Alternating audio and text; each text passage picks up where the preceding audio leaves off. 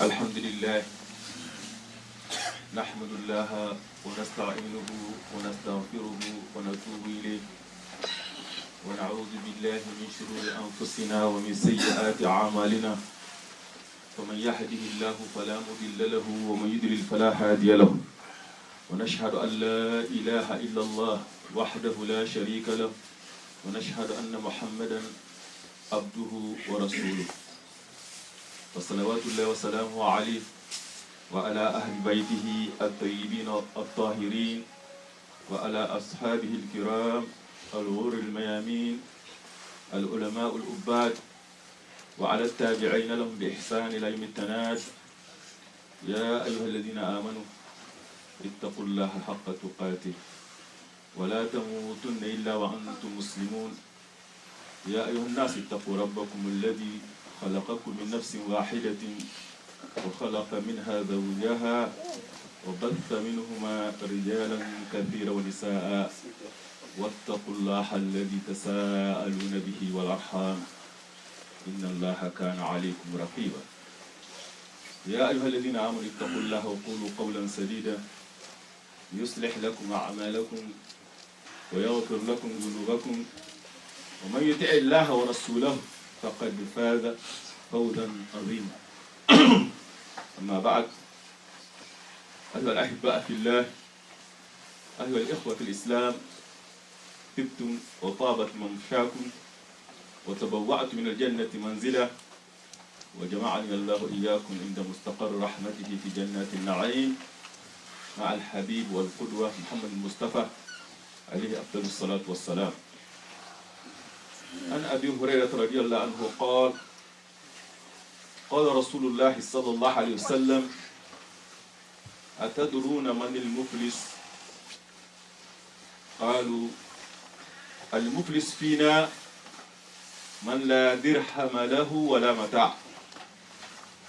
قال: المفلس من أمتي من يأتي يوم القيامة بصلاة وصيام وزكاة ويأتي وقد شتم هذا وقذف هذا وأكل مال هذا وسفك دم هذا وضرب هذا، فيؤتى هذا من حسناته وهذا من حسناته، أو يقتص هذا من حسناته وهذا من حسناته، فإذا فنيت حسناته قبل أن يقضى ما عليه أو قبل أن يقضي ما عليه أخذ من خطاياه فطرحت عليه ثم طرح في النار. رواه البخاري ومسلم. Chers frères et sœurs, nous voilà devant un hadith du prophète sallallahu alayhi wa sallam qui est plein des enseignements très pertinents pour nous aujourd'hui, car ça lève une ignorance qui est répandue chez beaucoup de gens, que la réussite, c'est la réussite matérielle, que l'échec, c'est l'échec matériel. Car cette question, le messager d'Allah lui a posé aux Sahaba en lui demandant: sauriez-vous me dire ce que signifie Muflis?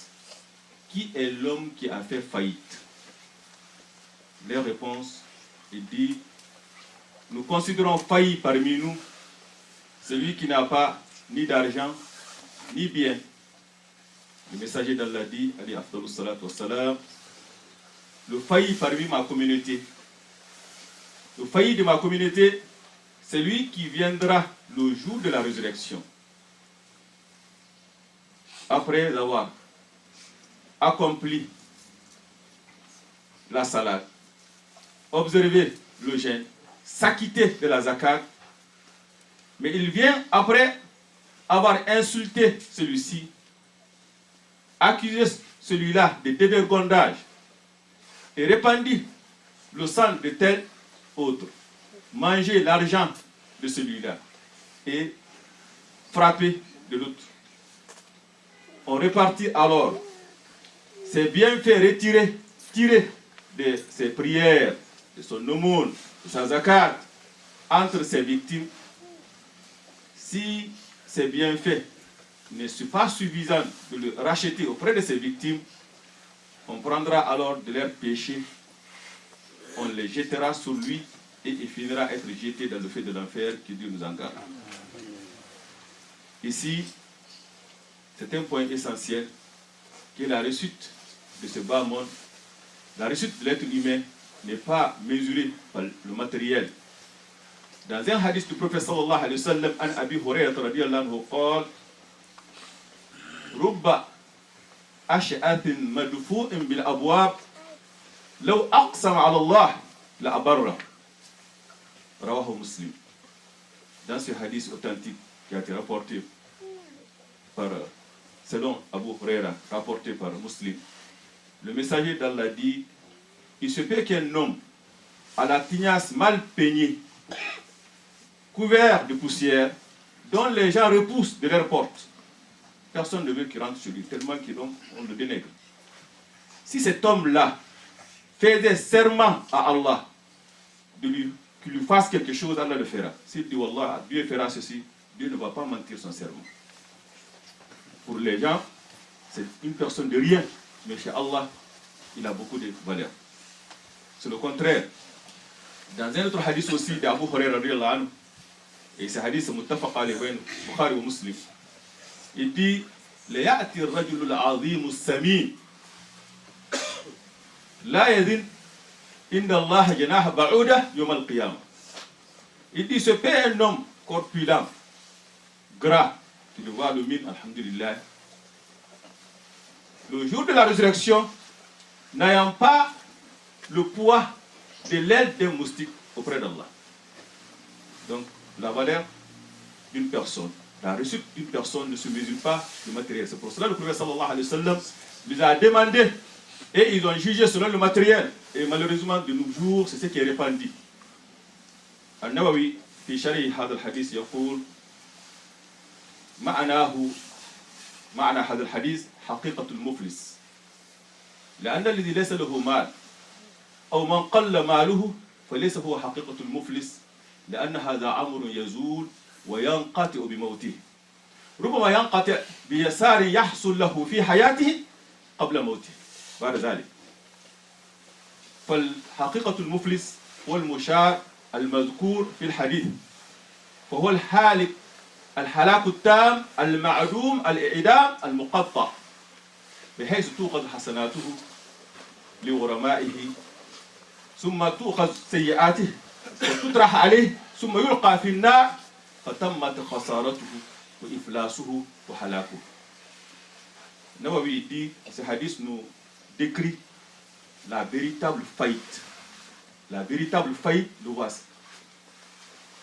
Car le faillite dans ce bas monde n'est pas éternel. C'est une vie éphémère. Il est très fort probable que la personne pauvre devienne plus tard riche de son tour. Ça, on l'a vu. Le matin, une personne sort, il revient le soir ayant perdu tout. Ou il sort pauvre et il vient riche. Si ce n'est pas le cas, la mort viendra pour mettre fin à sa souffrance ou à sa pauvreté. La faillite alors, c'est de perdre l'éternel. La faillite alors, c'est de perdre l'au-delà. La faillite, c'est de perdre le paradis. Et le prophète sallallahu alayhi wa sallam dans ce hadith met l'accent sur certaines choses qui est très importantes. Et malheureusement, beaucoup de gens, il échappe à beaucoup de personnes. Les gens croient que l'islam, c'est faire seulement la prière, donner le monde et observer le jeûne. C'est fini. Ça, avant de vraiment parler de ça, il ne faut pas qu'on soit mal compris. Ceux qui se disent, moi je ne prie pas, je ne gêne pas, mais j'ai un bon comportement. Non, on parle de musulmans. Lui n'est pas musulman. Quiconque ne prie pas, ne observe pas le jeûne, ne fait pas le monde, lui n'est pas musulman. On parle de ceux qui sont musulmans, accomplis la salat, la zakat, observe le jeûne, qu'ils fassent attention, qu'ils prennent leur garde. Que l'islam, c'est le comportement. Quand le prophète dit sallallahu alayhi wa sallam, innama bu'ustu li'utammima makarim al-akhlaq. Vois-tu une personne ayant accompli la prière, s'acquitter de la zakat, observer le jeûne, se voir retirer de tous ses bienfaits. Pourquoi? Le prophète a commencé par quoi? Shatama hada. Il a insulté ceci. Wa sababul muslim fusuq wa qitaluhu kufr. Rawahu Muslim. Il dit dans un hadith, insulter un musulman, c'est de la perversité. Le combattre, c'est de la mécréance. Donc c'est très important qu'on fasse attention à notre comportement envers visage. Il dit, il a accusé de celui-ci de dévergondage, ça veut dire salir son honneur. Et cela peut se faire par le riba, bin namima, bil istiza, bil sukhriya. Il y a tas de choses. Et malheureusement, beaucoup de gens, tu le trouves, alhamdulillah, ils prient, ils gênent, ils s'acquittent des zakats, mais ils oublient cet élément. Voici le faillite, l'homme failli, l'homme qui a fait la faillite, le voici. Car al-namima, dans un hadith du prophète sallallahu alayhi wa sallam, an Huzayfa radiyallahu anhu, قال رسول الله صلى الله عليه وسلم لا يدخل الجنة نمام متفق عليه حديث متفق عليه. Ce hadith c'est très alarmant. Il dit aucun rapporteur qui rapporte les dits des uns des autres ne entrera au paradis. Aucun. Quand tu entends ça, il faut vraiment que la personne fasse attention. On voit aussi dans un hadith du prophète sallallahu alayhi wa sallam, rawahu al-Bukhari Muslim, quand il passa devant deux tombes, إنهما يعذبان وما يعذبان في كبير ولكن إنه لكبير أما أحدهما فكان يمشي بالنميمة. Donc c'est très très important de faire attention à ta langue. C'est pas seulement. C'est pour cela dans un hadith du prophète il dit هذا إذا رواه مسلم المسلم من سلم الناس من لسانه ويده والمهاجر من هجر ما نهى الله عنه. وفي حديث آخر المؤمن من أمنه الناس ala dima'ihim wa ala amwalihim. Dans ce hadith, le prophète sallallahu alayhi wa sallam, il dit le musulman, celui dont les gens se sentent à l'abri du méfait de sa langue et de sa main. Et le croyant, le véritable croyant, celui dont les gens se sentent en sécurité vis-à-vis de leur sang et de leur bien. C'est ça le vrai musulman, le vrai croyant. Il vient alors à le riba, médiser les gens. Médisance. C'est quelque chose qui peut vraiment te faire perdre tous tes bienfaits. عن أبي هريرة رضي الله عنه قال عن رسول الله صلى الله عليه وسلم هذا أيضا رواه مسلم أتدرون ما الغيبة؟ قالوا الله ورسوله أعلم. قال الغيبة ذكرك أخاك بما يكره. قيل ولو كان في أخي ما أقول قال إن كان فيه ما تقول فقد اغتبته وإن لم يكن فيه ما تقول فقد بحثته. رواه مسلم. Dans ce hadith, le prophète sallallahu alayhi wa sallam dit, savez-vous c'est quoi la médisance? Il dit la médisance que tu dis à propos de ton frère ce qu'il n'aime pas.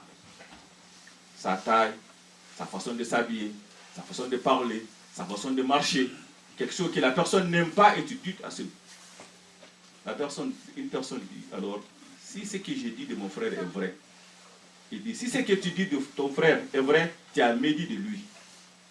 Mais si ce n'est pas vrai, tu as commis à son égard un mensonge effronté. Donc c'est très important dans un hadith, Aïcha radhiyallahu anha قال قلت يا رسول الله حسبك من صفية كذا وكذا غير مسدد فقال لقد قلت kalimatan law mudijat bil bahr lamazajatu. Dans ce hadith, Aïcha radhiyallahu anha, un jour j'étais assis avec le prophète, j'ai dit Safia n'a pas de défaut, sauf qu'elle est petite. Et souvent c'est comme ça que les gens font. Ah, cette personne il est bon, il est gentil, mais malheureusement c'est ça seulement, c'est son petit nom. Il dit tu viens de prononcer une parole, si on le mélangeait de l'eau de mer, il aurait changé le goût et l'odeur. Il aurait changé le goût et l'odeur. C'est pour cela, Al-Hassan al-Basri, un jour, quelqu'un lui a dit, il m'est parvenu que tu médites de moi.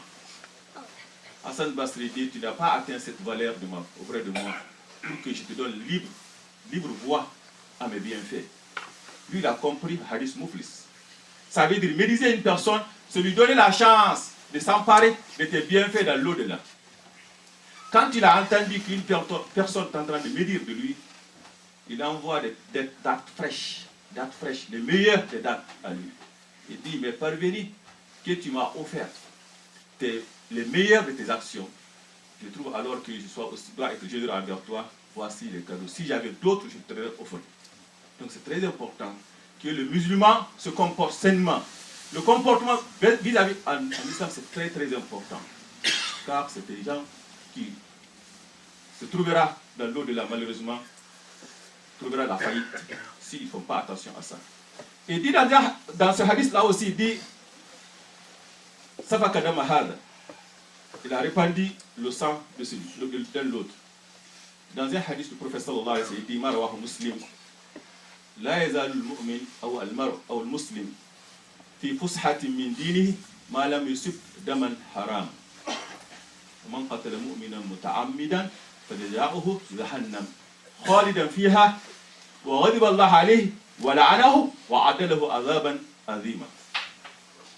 Il dit quiconque tue un croyant intentionnellement, injustement, Dieu, sa demeure sera l'enfer pour demeurer éternellement. Donc c'est l'enfer, éternité.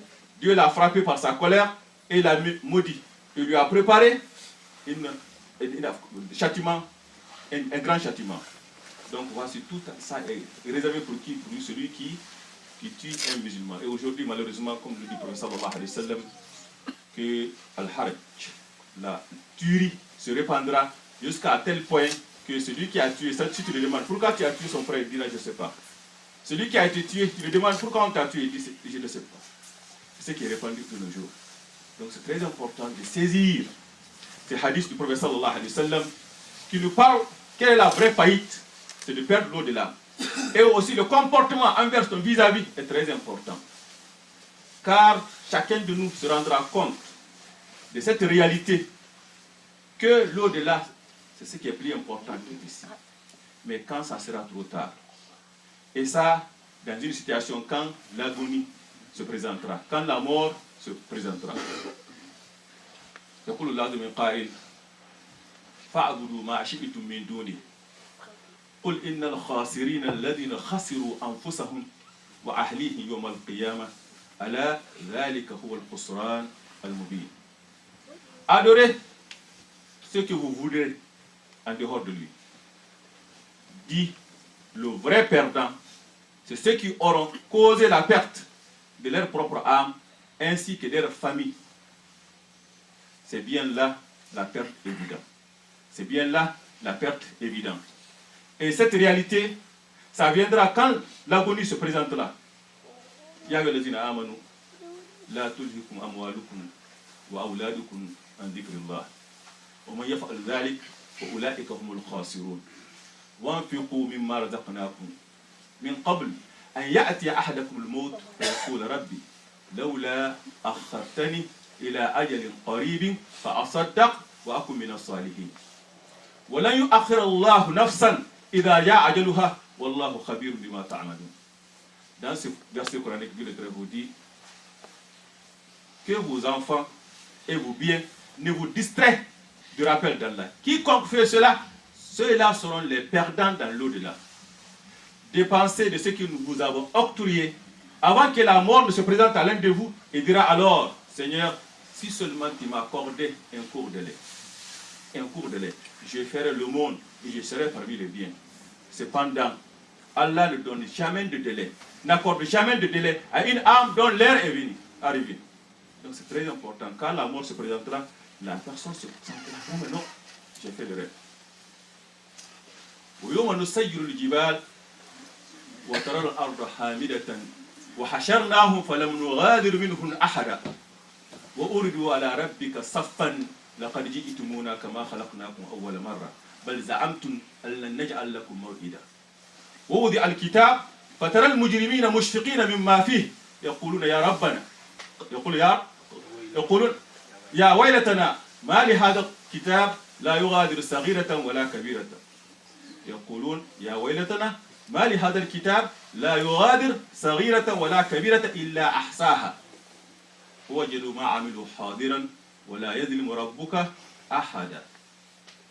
Le jour où nous ferons marcher la montagne et tu verras la terre nivelée comme une plaine Il n'y a pas un endroit de se cacher. Tu mets quelque chose au début, ça va jusqu'à la fin. Et ce jour-là, les criminels, tu le verras, effrayés à cause de ce qui est dans le livre, quand on le déposera. Donc la personne, quand la mort se présentera, il ne veut pas se retourner. Et quand le jour de la résurrection, ce réveil brutal se fera, il trouvera devant lui tout ce qu'il a déjà œuvré. Et Dieu ne fait tort à personne. Donc c'est très très important que nous fassions attention de ce que nous faisons et que nous saisissions de cette occasion avant qu'il soit trop tard. Dans un verset coranique, il dit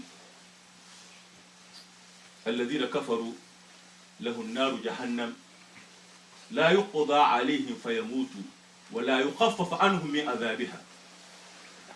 Dans ce verset coranique, il dit ceux qui ont mécrit dans l'au-delà, dans le feu de l'enfer, ils ne seront jamais achevés pour mourir. Et aussi, le châtiment ne sera jamais allégé pour eux. Donc c'est pour très important que la faillite, la vraie faillite, c'est celle de l'au-delà, ce n'est pas dans ce bas monde.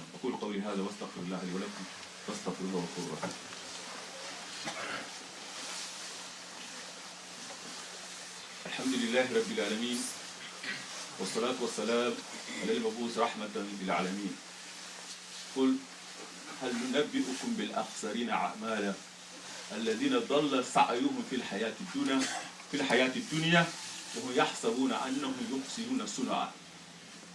Il dit, voulez-vous que je vous apprenne ceux qui sont les plus perdants en matière d'œuvre.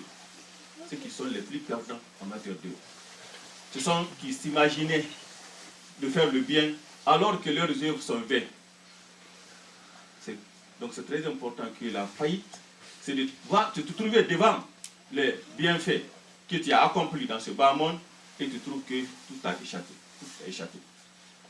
Dieu très beau dit وَوَصَّيْنَا الْإِنسَانَ بِوَالِدَيْهِ إِحْسَانًا حَمَلَتْهُ أُمُّهُ كُرْهًا وَوَضَعَتْهُ كُرْهًا وحمله وفصاله 30 شهرا حتى إذا بلغ أشده وبلغ 40 سنة قال رب أوزعني أنا أشكر نعمتك التي أنعمت علي وعلى والدي وأنا أعمل صالحا ترضاه وأصلح لي في ذريتي إني تبت إليك وإني من المسلمين. Dans ce verset coranique, le Seigneur dit, nous avons enjoint à l'homme la bienfaisance envers ses pères et mères. Sa mère l'a porté péniblement, l'a accouché aussi péniblement. Sa végétation et sévrage dure 30 mois. Quand il atteint sa force, il atteint 40 ans, il dit Seigneur, inspire-moi de te rendre grâce ce que tu m'as accordé, comblé comme bienfaisance ainsi qu'à ma père et mère. Et que je fasse une bonne œuvre qui est agréée. Donc ici, Dieu nous parle ici 40 ans. 40 ans. Quand 40 ans, la personne atteint 40 ans, il doit vraiment saisir cette occasion. Car quand on voit les gens, après la fin d'une année, on se réjouit d'avoir passé, avoir un an de notre vie. Ça mérite de réjouissance. Mais ça demande que tu sois reconnaissant envers Allah qui t'a accordé une année de ta vie. Une année de ta vie. Et cette année est une chance pour toi pour que tu te répands. Car dans ce verset, il dit, quand il atteint sa force, il atteint 40 ans, il remercie Allah et il se répand.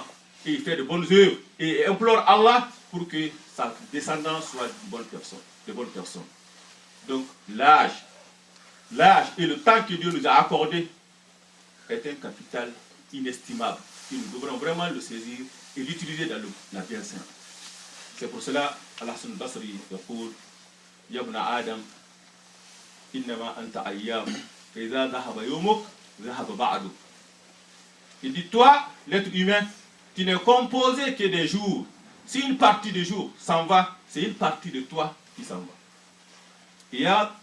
Fudayl bin Iyad ra'a rajulan faqal كم أتت عليك فقال 60 سنة قال منذ 60 سنة وأنت تسير إلى ربك ويوشك أن تبلغ أن تصل.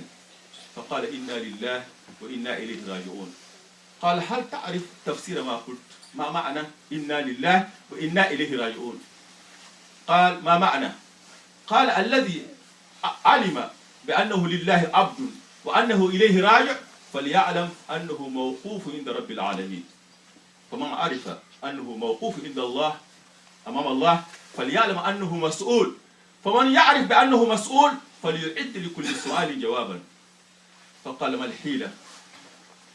قال أحسن فيما بقي يغفر الله لك ما تقدم وما بقي وإلا أخذت بما مدى وما بقي والعياذ بالله. Dans ces prêches, ces hikmah, cette sagesse de Iyad, il vit une personne et dit quel âge as-tu? Il dit 60 ans. Il dit depuis 60 ans tu marches vers ton Seigneur. Innaka kadihun ila rabbika kadhan famulaqi. Dès ta naissance, tu ne fais que marcher vers ton Seigneur, vers la mort. Ta naissance est définie, c'est 30 ans. 30 ans, ce que tu as, chaque minute, ça diminue de ce temps-là. Donc, un an qui passe, on doit se réjouir, remercier Allah, mais aussi s'alarmer qu'une année est diminuée de notre vie. Notre vie est diminuée d'un an. Je dis, depuis 60 ans, tu marches vers ton Seigneur, tu es sur le point d'arriver. Il dit, nous sommes tous à Allah et nous retournerons vers lui. Il dit, est-ce que tu saisis la signification de ce que tu viens de dire, d'affirmer? Il dit, quelle est la signification? Il dit, quiconque sait qu'il est esclave d'Allah et qu'il retournera un jour à lui, doit savoir que Dieu, qui va se tenir un jour debout devant Allah. Quiconque sait qu'on va le tenir debout devant Allah, doit savoir qu'il répondra à ses actes. Quiconque sait qu'il doit répondre à des questions devant Allah, doit préparer pour chaque question une réponse. Il dit, mais quoi faire? Qu'est-ce que tu peux faire? Il dit, réforme-toi de ce qui reste. Dieu pardonnera tes péchés passés et aussi ce qui reste. Mais si tu ne le fais pas, tu seras jugé sur les péchés que tu as commis avant et ceux que tu es en train de commettre. Donc qu'est-ce que nous devrons faire aujourd'hui? Après avoir passé un an, c'est de se repentir. ولتنظر نفس ما قدمت لغد واتقوا الله إن الله خبير بما تعملون ولا تكونوا كالذين نسوا الله فأنساهم أنفسهم أولئك هم الفاسقون. Que chacun de nous regarde bien qu'est-ce qu'il a préparé pour l'au-delà, pour demain.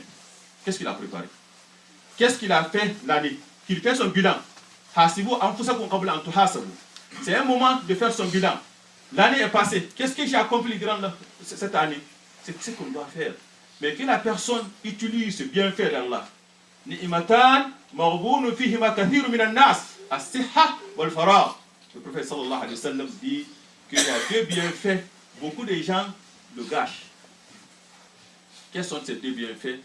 La santé et le temps libre. Si Dieu t'accorde la santé, l'année passée, on était avec beaucoup de frères qui sont passés. Il y en a on a entendu qu'ils étaient devant la télé, s'effondrer. Avant qu'on arrive, il est parti, il est mort. D'autres sont en bonne santé. Donc, Allah t'a épargné toi. Il t'a donné la santé. Saisis cette occasion d'être reconnaissant envers Allah. N'utilise pas cette ni'ma dans la désobéissance d'Allah et que tu fais avec l'alcool, avec des débauches, avec des choses que le prophète sallallahu alayhi wa sallam nous a interdit. Donc, c'était un moment d'être reconnaissant envers Allah. C'était un moment de se réformer. C'était un moment de se repentir et faire son bilan. Où se trouvent les manquements pour que tu le refais. Et prends un engagement, je dis un engagement solennel de te réformer et voir aussi l'année prochaine ce que tu n'as pas pu accomplir dans cette année passée pour que tu puisses le accomplir. Et surtout, n'oublie pas ça, que le musulman, c'est lui qui est en bon terme avec les musulmans. Le musulman, l'islam, le paradis, ça se trouve dans ta maison, avec ta femme, avec ton enfant, avec ton mari. C'est ça l'islam. Dieu veut de nous vraiment que nous soyons de frères, que nous ayons de bons comportements. Saisissons ce peu de temps que nous avons. Ce peu de temps que nous avons sur cette terre. Car ça passe très vite. Le temps passe très vite. Car chaque jour qui passe, ça sera un témoin, soit pour toi ou contre toi. C'est pour cela que Ibn Mas'oud dit, je n'ai pas regretté plus qu'un jour qui passe et qui diminue de mon âge dont mes bonnes œuvres ne sont pas augmentées. Donc, il faut qu'on cherche cette occasion. Alhamdulillah, nous avons nos frères qui vont organiser une rencontre pour les enfants aujourd'hui, Inch'Allah, à 5h. Donc, nous vous invitons vraiment de venir massivement. ربنا تقبل منا انك انت السميع العليم وتب علينا يا من انت التواب الرحيم اللهم اهدنا فيمن هديت وعافنا فيما عافيت وتولنا فيمن توليت وبارك لنا فيما اعطيت واصرف عنا السوء ما قضيت انك تقضي ولا يقضى عليك اللهم اصلح اولادنا وازواجنا وذرياتنا واجعلهم قرة عين لنا واجعلنا للمتقين اماما يا رب يا ارحم الراحمين اللهم انا نعوذ بك من سوء المنقلب بالاهل والمال والنفس اللهم انا نعوذ بك من زوال نعمتك ومن تحول عافيتك ومن فجاعة نقمتك ومن جميع سخطك يا رب يا ارحم الراحمين اغفر لنا جميعا واعتق الكبر من النار يا رب الرحمن الراحمين قوموا الى الصلاه يرحمكم الله. الله أكبر الله أكبر أشهد أن لا إله إلا الله وأشهد أن محمدا رسول